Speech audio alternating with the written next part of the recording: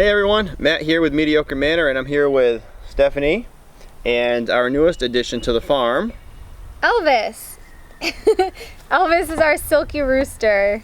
Yep, he's a silky rooster. How old is he now? He's about 8 weeks old now. 8 weeks old. What's different about silkies is their feathers are more like hair than regular chicken feathers. He's got these little, I guess they're feathers, but it's almost like hair. It's funny. He's fuzzy. Very fuzzy, and he's got blue ears. If you can, I don't know if you can see that. Blue ears. Very handsome little guy. Yep. He loves to sing, and he's got a nice little spiky hairdo here, so we named him Elvis. So anyways, yeah, that's him. It's St. Patrick's Day today, so we went out and got ourselves a bottle of Kentucky Straight Bourbon, and we also learned that Kentucky Straight Bourbon, that basically means that the bourbon, well, the whiskey, was aged in a brand new charred oak barrel, white oak barrel. So you can only do it once. Once that batch is done, it can never be used for a bourbon again. So anyways, the point of today's video is to introduce the video that comes after this, which is where Harry is going to give us another tour of the cabin and answer a couple viewer questions, and also go into a little bit more detail on certain aspects of the cabin. So it was recorded a couple weeks ago, and like I said, we answered some questions. If you have any more questions or anything that you want to know, anything at all, please let us know. Harry's only an email away, and he's actually coming back in 3 weeks or 4 weeks. Oh, we should ask him. He would know the hours. Yeah, he knows exactly when he's coming back. He's counting down the days. Less than 4 weeks. Less than 4 weeks. He'll be back. Yep.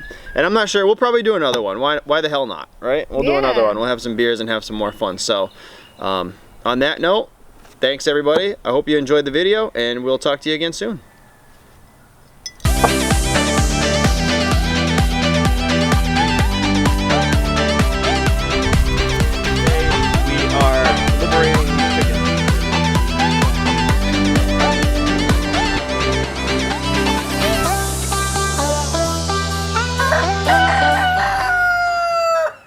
Are you sleeping?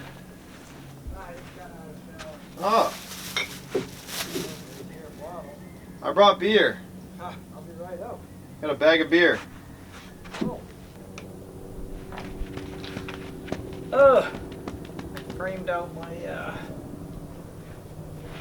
staircase opening. What'd you do? Do you want to put your shoes on first? Did you care? I'm gonna put those Crocs on. Oh, you don't care. I don't care. No, I see there's 2 beers out there, so we know it's gonna last at least 15 minutes. All right. What'd you do today? Oh, you cut the rafters. Let's record Cut that. the rafter, and I Crap. Oh, this is new too. We haven't seen this yet. oh, well, Yeah. Jeez. I gotta get my shit together. I'm gonna fall off the porch. All right. So when you walk in, Harry put up this beadboard. Is that what you call it? Beadboard? yeah. It's real nice looking. It's all around this bathroom door. And when you come in here, he's gonna build stairs here. So we cut out some rafters. Ladder / stairs. Right up here, ladder / stairs. Let me step back. You can show us what you're gonna do. This will be cool someday when it's all done. You can look back at these videos. Oh yeah. What do we got here? What we got is we got the beadboard on the wall and an opening cut here so to better access the loft space. So there'll be a ladder running from this corner up to that side of the opening, maybe 20 inches wide, and then that half will have a floor, and and probably ceilings and walls, so it'll be usable space. And then this side, just a catwalk out to the window, so that we don't need to get a ladder out to open and close that upstairs window. Yeah, that's gonna be pretty neat. It is pretty high up. I mean, 15 feet up there probably. 10, 15. It's gonna be pretty cool. You just don't want to have to drag a ladder in every time you want to open it, so thus the catwalk detail. This actually took a while. By the time I tracked down all the tools and all the wood and decided where it was going to go and measured it all out, it actually took longer than it looks like it should take. No, it looks really nice though. Especially out here. It almost looks like an old porch or something. Well, maybe we can have a seat here. It's kind of nice in here. It's kind of sunny out, so. A few more backup beers. Comments. Rich Soretto, not a question, but he said, really enjoy learning about your off-the-grid build, Harry. Your straight talk, matter-of-fact style is sparking my own vision of what could be for my wife and I. Thank you so much. Oh, nice. Yeah. Thanks, Rich. I appreciate the sentiment, and I hope you and your wife have a good off-the-grid experience. Yeah, he doesn't really say where he is. We should check out his videos later. This guy sounds like he's got something going on. It's called Desert Horizons. That's his name. He said, cool, thanks for the update. Still waiting to hear when you're coming to southern Arizona to help with my build. When are you going to Arizona, Harry? I don't know if Arizona's in my plan. No? I don't know. Maybe next year. Maybe next year. Seriously, I have a question about solar. I always hear about so many batteries for so many panels. Because I live in southern Arizona where it's almost always sunny, how would it be if I went with less panels and more batteries? Double or more the normal batteries for a given panel, say. So instead of one panel, 2 batteries, go 1 panel, 6 batteries. Does that make sense to you? Yeah. He's asking if that's better for the batteries or harder on them. That's easier on the batteries. So yeah, more batteries is going to be easier on your batteries. But your batteries are your storage. It's for running things when you don't have the sun. In Arizona, you're going to have it a lot more than you have it, in say London. Probably similar to here, huh? Arizona. Yeah, I mean, you guys get a lot of sun, but you get a lot of clouds. I mean, today was kind of cloudy, but I looked out there, and even with the overcast at 10 a.m., I was making 300 watts out of 1,000 possible. So, it's not bad. Yeah, not bad. Still getting light. Now it's sunny, but the batteries are fully charged by now, so. They should be, yeah. It's hot out there. So yeah, your batteries are for storage. It's what are you going to run and how long can you run it, while you don't have sun. The solar panels have to cover your average usage based on the amount of sun you get on average and the number of panels. So you put a 1,000-watt array on the roof, and if you're in a sunny place where it's sunny every day, you're going to get 1,000 watts. But it's gonna climb, and then it's gonna decline as the sun climbs and declines. So you'll have 1,000 watts in the middle of the day, but how many watt hours is that gonna be? Maybe 6 kilowatt hours if you have a lot of sun. So you say, all right, so you got a 1,000-watt array, and you're in a really sunny place. So maybe you're gonna average 5 kilowatt hours per day. That's what the number of panels is all about. What's your average consumption going to be? And then your batteries have to get you from sunny day to sunny day. Okay. The battery's like your gas tank, right? Putting a 100-gallon gas tank in your car doesn't make your car more powerful or go faster. It just means you can go further between stops. Right. And that's the same as a battery. That's like your battery. It just gets you further between having to refuel it. But if you've got a big van with a lot of frontage and pushing a lot of wind, and you want to go 70 miles an hour, you're not going to do that with a 30 horsepower engine. You're going to need 100, 150 horsepower. Interesting. So it's a good way to put it. Well, kind of. I mean. And the batteries are the panels are giving you the power. So I guess what I'm saying is if he has a lot of batteries, that's a good thing. Except, until you go to buy them and replace them. Yeah. But, because it'll take you longer, and maybe they won't discharge as much, but you still need the capacity in panels to take care of the things you want to run, or else they're going to, here's what'll happen if you don't have enough panels. You'll discharge your batteries 10% on that day, right? But they'll charge back up 7% because you don't have enough panels. So the next day they'll go down 10 more percent. So now you're down 13, but they'll charge back up, 7%. 7%. But see, over time, you're losing It's a losing your battle. batteries. You don't have enough panels on the roof. See, the other side of that is like, oh, you could have, a huge array of panels on the roof, and you say, oh, today I'm going to be able to make, 30 kilowatt hours of electricity with my panels. Like, okay, so then by 8:30 a.m. your 2 batteries will be charged, and you're done. And then the sun goes down at 7, and by 9 o'clock they're drained, and you've got no more power. That's a good, yeah. So you gotta, but these can be calculated separately. It's like how much power are you using, and therefore how long can you go on your batteries, and how much power are you using, and therefore how many panels do you need to supply that average. So to get back to talking about why would I take 10 panels at 100 watts a panel and hook them up 5 in series and then 5 more in series and then the 2 sets of 5 in parallel? And the answer is, well, 1,000 watts is 1,000 watts, and it doesn't matter how you get it, but it matters to the batteries and to the solar controller.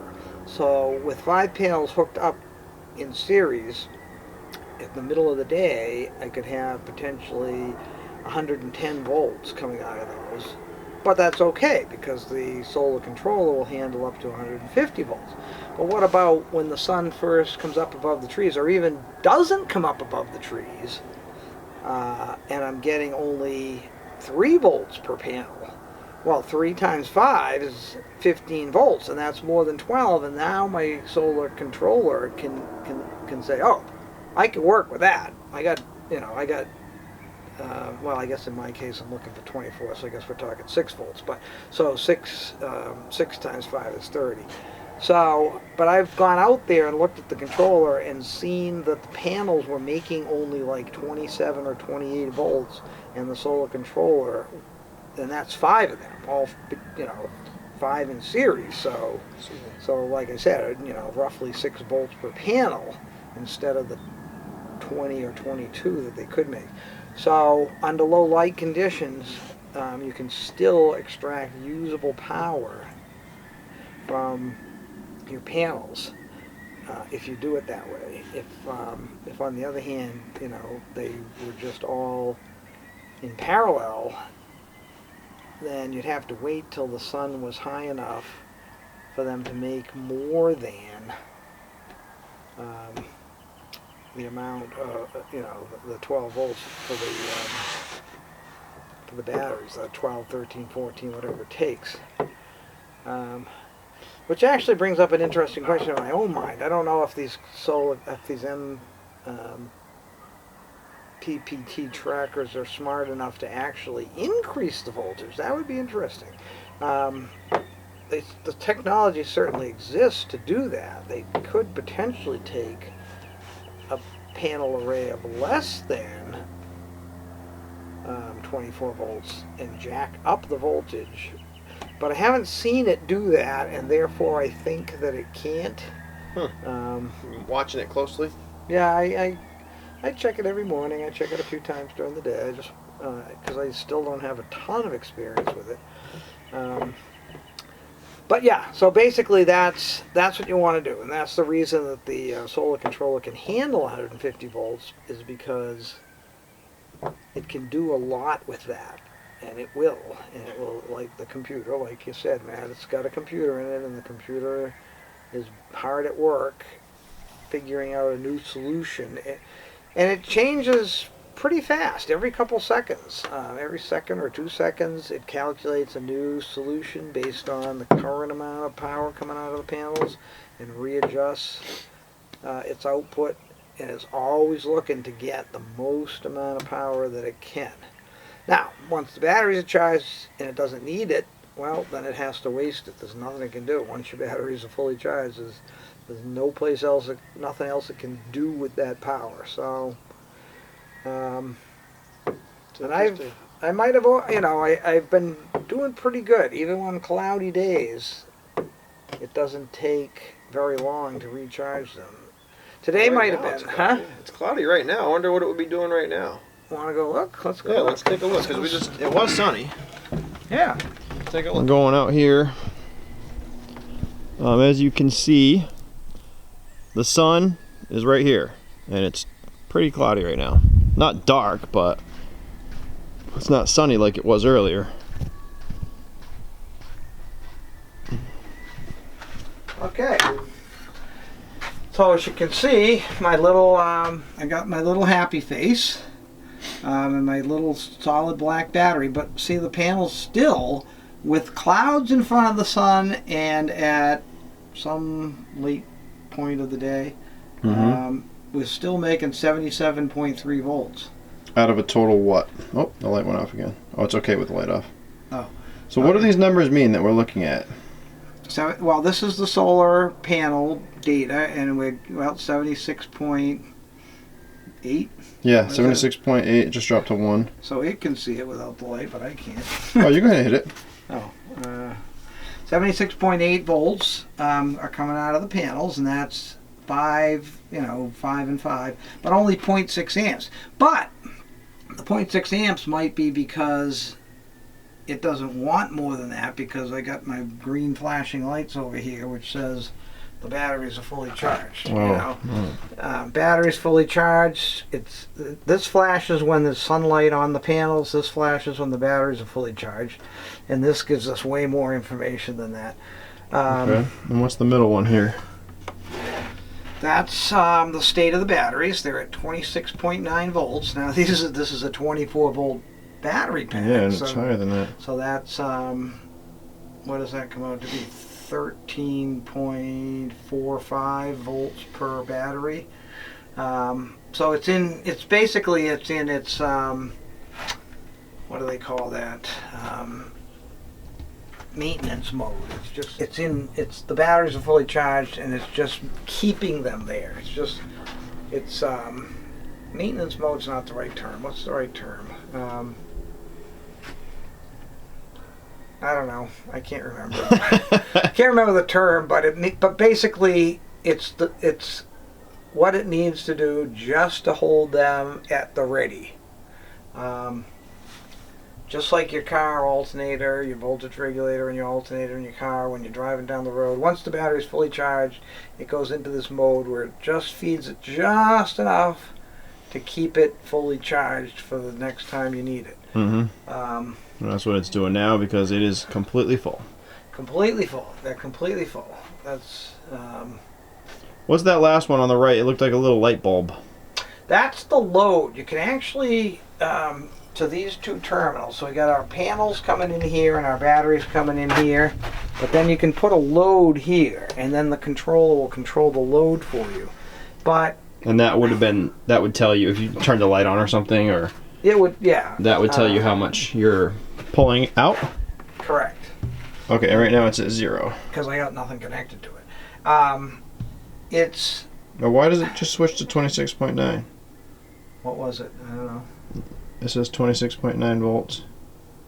0 amps. Oh. Is that what's available? That's what's available, I guess, okay. but it's 0 amps, so there's nothing connected to it. So You got nothing running right now. Nothing's running. Off the load. See, now down on my inverter, it tells me what percentage we're using of the available inverter, which is still 0, because we got nothing. Oh, that's upside down too. It's upside down. Well, this is the inverter, and this is telling me some of the same stuff. It's telling me that my output is 111 volts.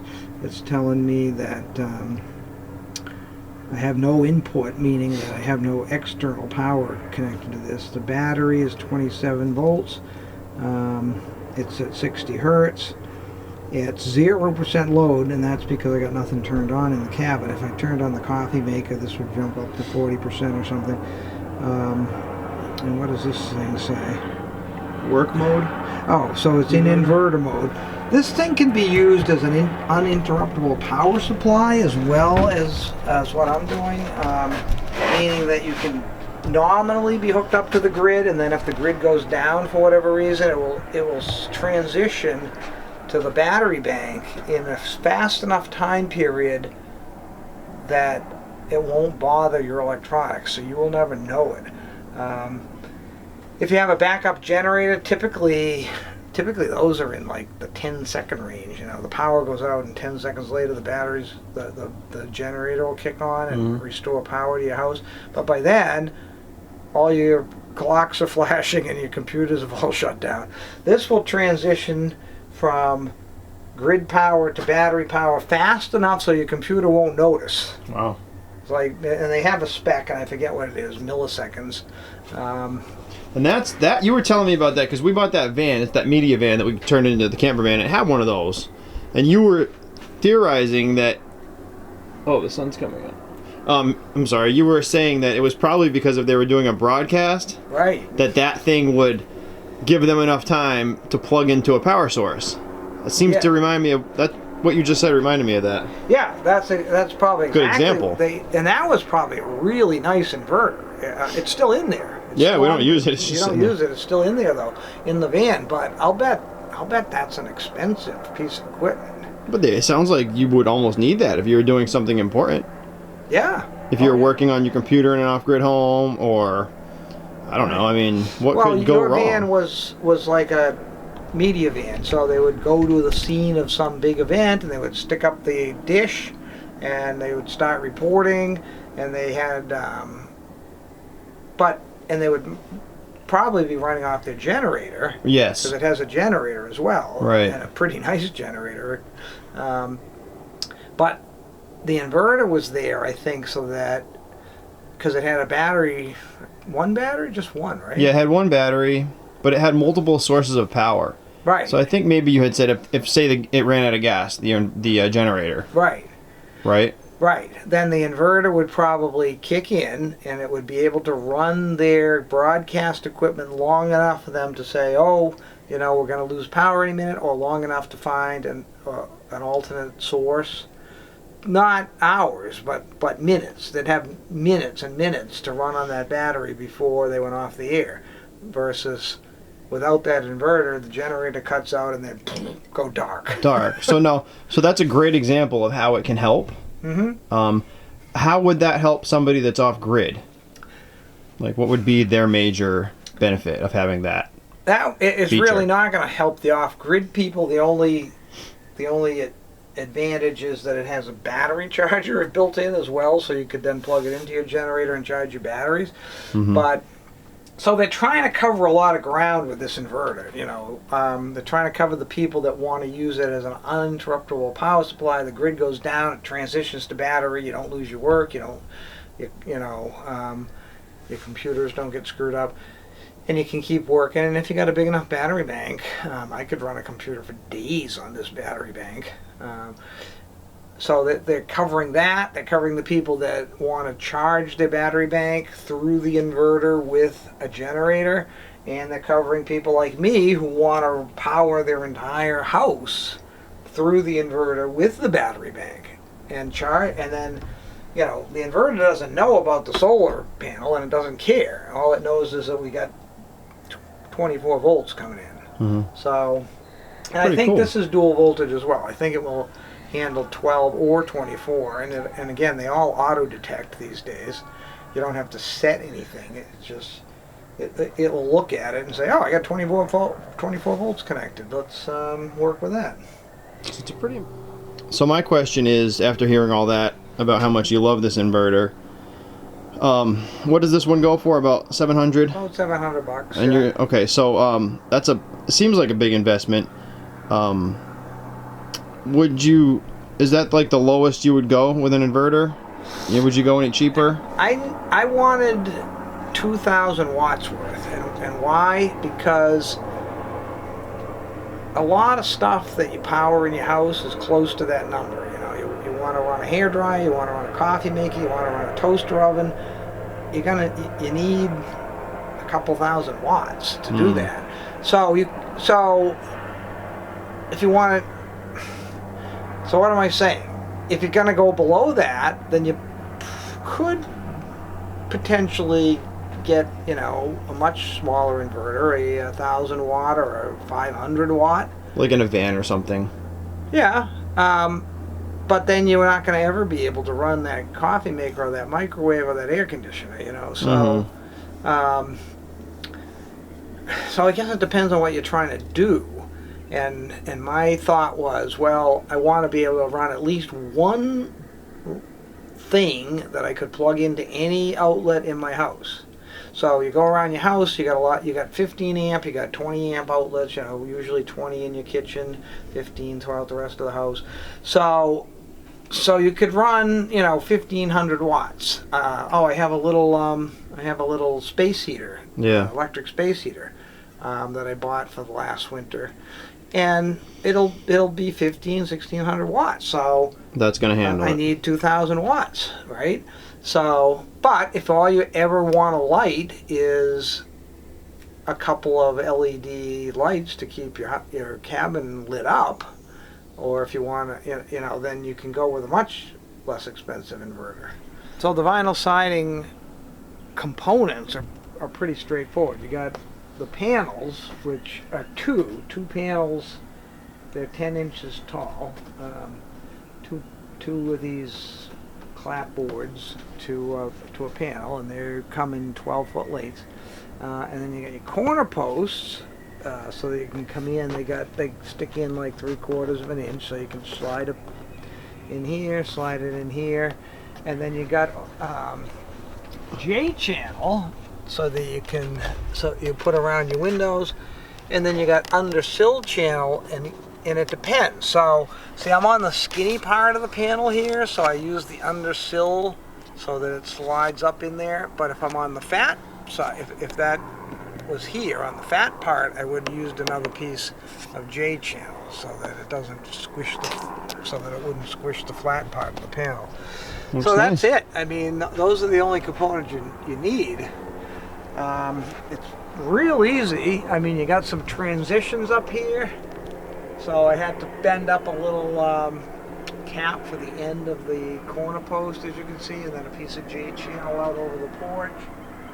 Yeah, it looks nice. And so the transitions can be a little tricky, the cuts and stuff, and I screwed up more than one of them, but Can't tell now. you can't tell now. It came out all right in the end. There's some nice trim here around the porch with wood. Was that easier than working with plastic, or was it just better looking? Well, the trick was to get the board on this side to match the board on that side. So, and I couldn't start right down on the deck anyway, because you got to put these down and then lift them up.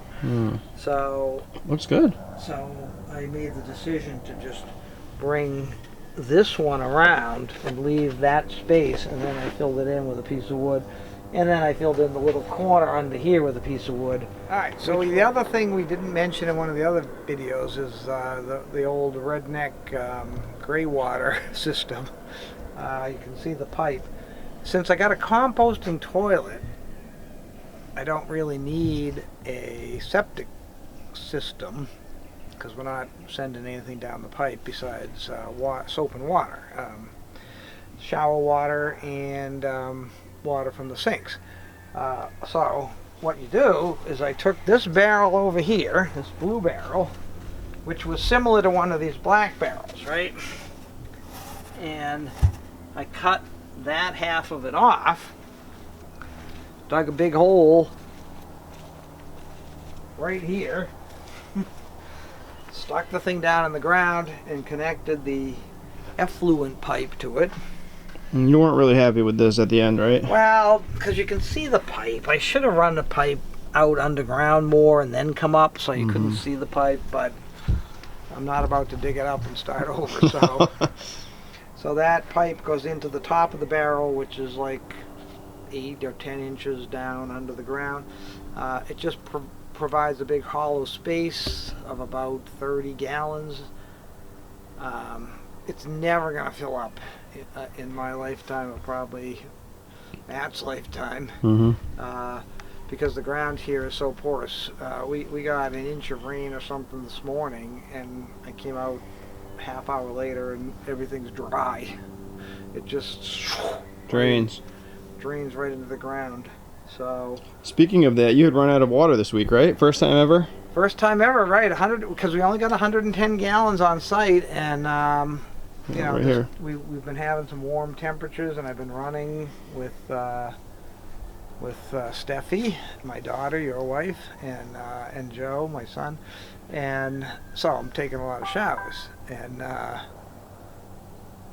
it doesn't take too many showers to go through 110 gallons of water. So we got 2 people taking showers, washing their hands, making coffee, washing paintbrushes, and Oh, is that what she did? She washed paintbrushes? she washed a paintbrush out here. So that might have done it. And then it's like, okay, well, now guess what? We're out of water. So now you got to go find a source of water. And it was kind of funny because we took the cover off the barrel and it's all full of algae. Yep. And there was actually a frog in there. Yep, little frog floating. We saved him. But ½ inch of rain, 1/2 inch of rain will fill these barrels to capacity. And that... 2 of them. Yeah, I mean, but they're being fed from different sides of the roof, so a ½ inch of rain will fill this one and that one.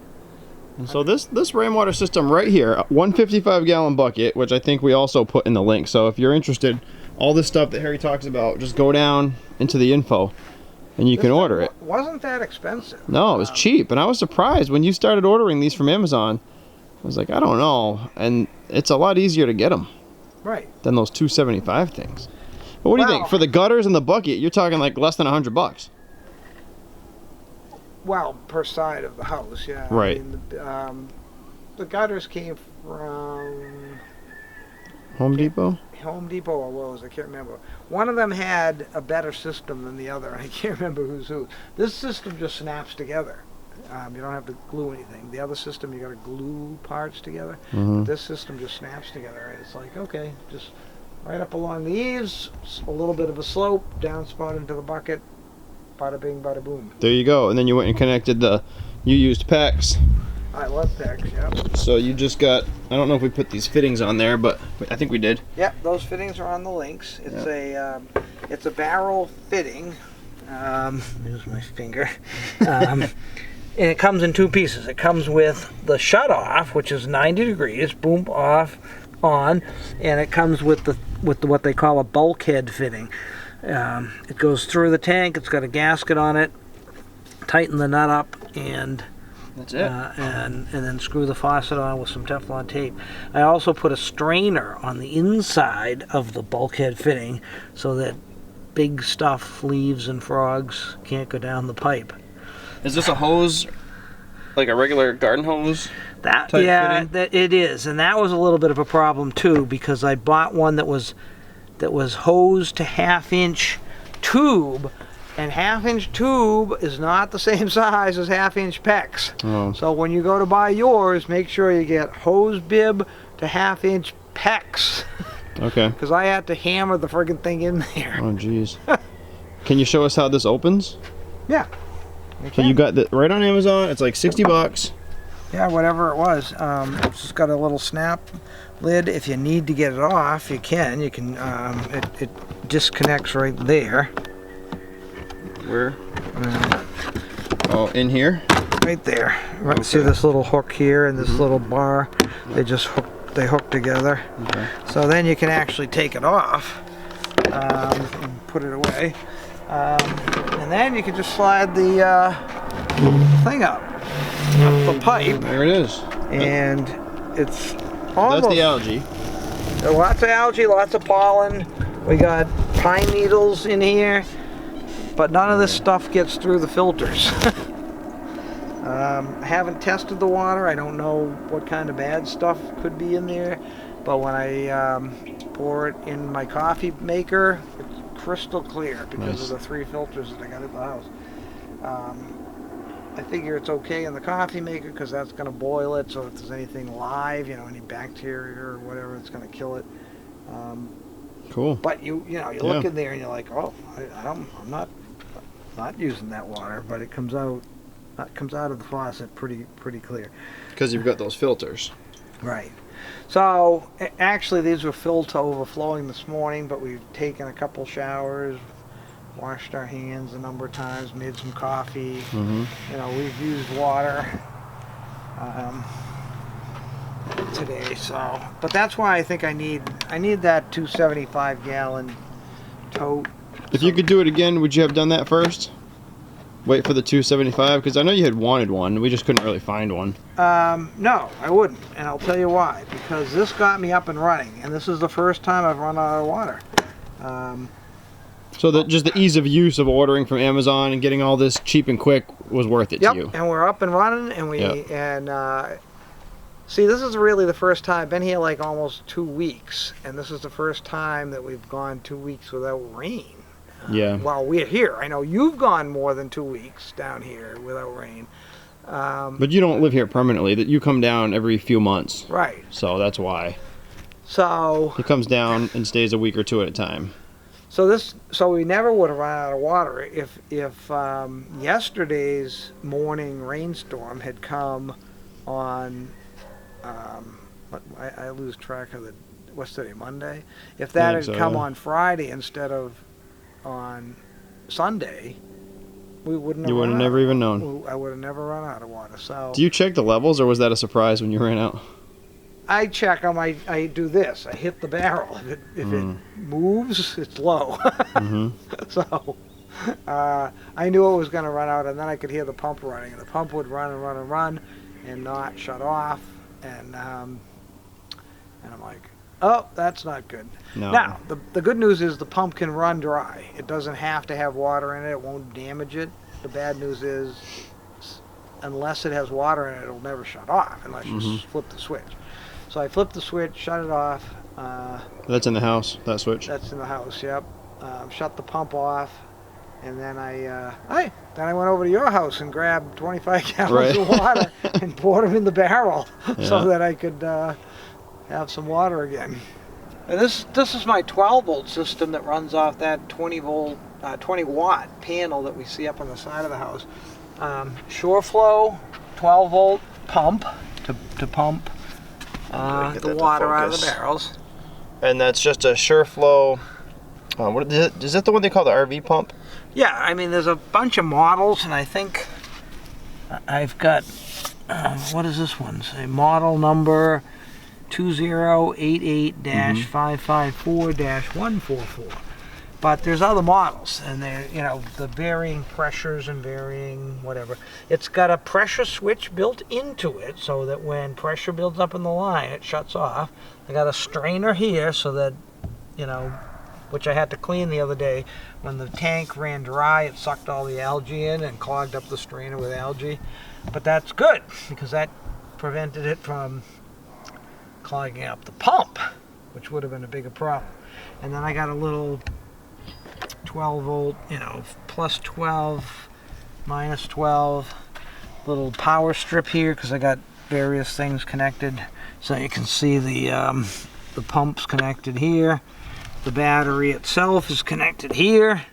We got a little 12-volt automotive fuse here, so that if something goes awry, we blow the fuse instead of melting down the motor or whatever.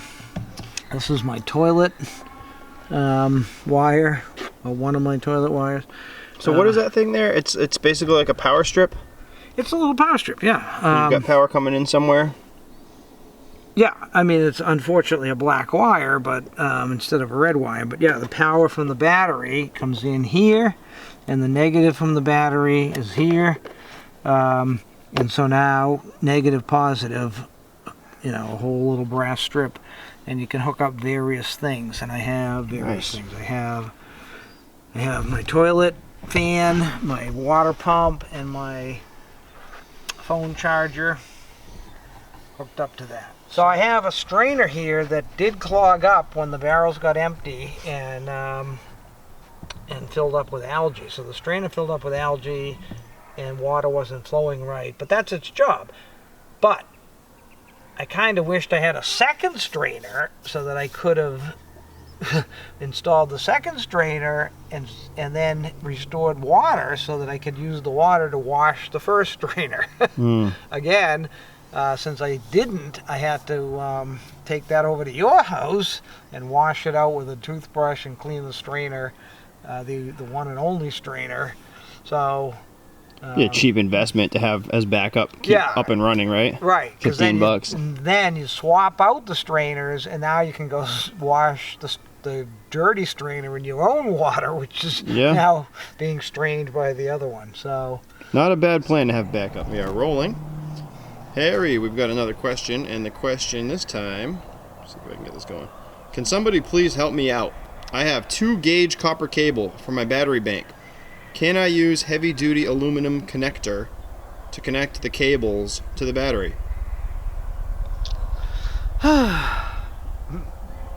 it's going to be a multi-beer question. Really? No. Aluminum is not the best. I mean, aluminum oxidizes, and then when it does oxidize, it doesn't conduct as well as copper. So tinned copper connections are really better, and tinned copper or copper wire is better. They did this big experiment back in, I don't know, the 60s or 70s, probably the 70s, with aluminum house wiring, and a lot of houses burnt down because of Really? that. Oh yeah. It was bad. You can use aluminum, but at all the critical places you have to use antioxidant paste with it. Critical as in exposed? Any place where connections? the connection could go bad because of oxidation.